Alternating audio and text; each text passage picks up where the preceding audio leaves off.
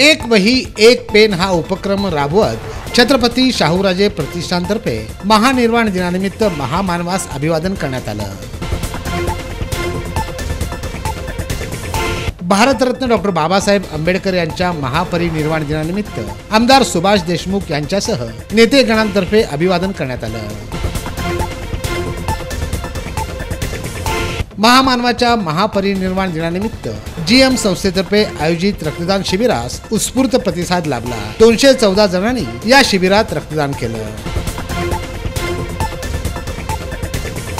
Bharat Ratna doctor Babasaheb Ambedkar यांच्या महापरिनिर्वाण दिनानिमित्त रिपाईतर्फे प्रदेशाध्यक्ष राजाभाऊ सरवदे यांनी अभिवादन केलं।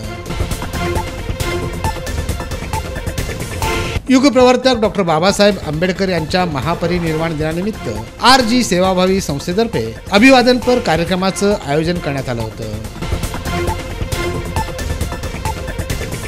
महापरिनिर्वाण दिनानिमित्त महापालिका प्रशासनाच्या वतीनं अभिवादन कार्यक्रम आणि उपक्रमाचं आयोजन करण्यात आलं होतं।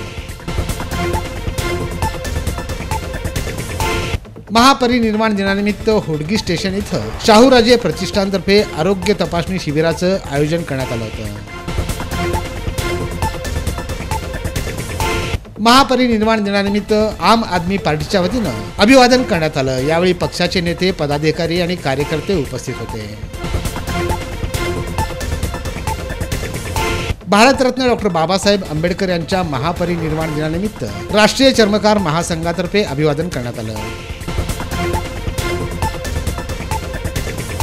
बेहिशोबी संपत्ती प्रकरणी तत्कालीन प्राथमिक शिक्षणाधिकारी किरण लोहार यांच्यासह पत्नी आणि मुलाविरुद्ध अँटी करप्शन ब्युरोनं गुन्हा दाखल केला आहे। एरंडीच्या बिया खाल्ल्यामुळे 20 विद्यार्थ्यांची प्रकृती बिघडली असून या सर्वांवर सिव्हिल हॉस्पिटल आणि ग्रामीण रुग्णालयात उपचार सुरू आहेत। गतिमान कामकाज आणि कामाबद्दल सुसूत्रता येण्यासाठी जिल्हा परिषद प्रशासनाच्या कारभाराचं आता डिजिटलायझेशन होणार आहे।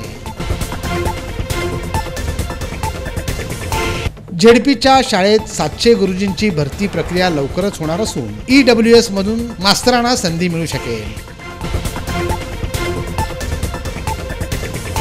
कवी नरेंद्र गुंडेटी लिखित या जन्मावर या काव्यसंग्रहाचा प्रकाशन सोहळा येत्या 10 तारखेला होणार आहे। मागण्या मान्य होईपर्यंत आमरण उपोषण सुरूच राहील अशी माहिती मलेरिया औषध फवारणी विभागाकडील रोजंदारी कामगारांनी दिली आहे। मोहोळचे नूतन पोलीस निरीक्षक सुरेश कुमार राऊत यांच्या कारवाईच्या धडाक्यामुळे अवैध धंदेवाल्यांचं धाबं दणाणलं आहे।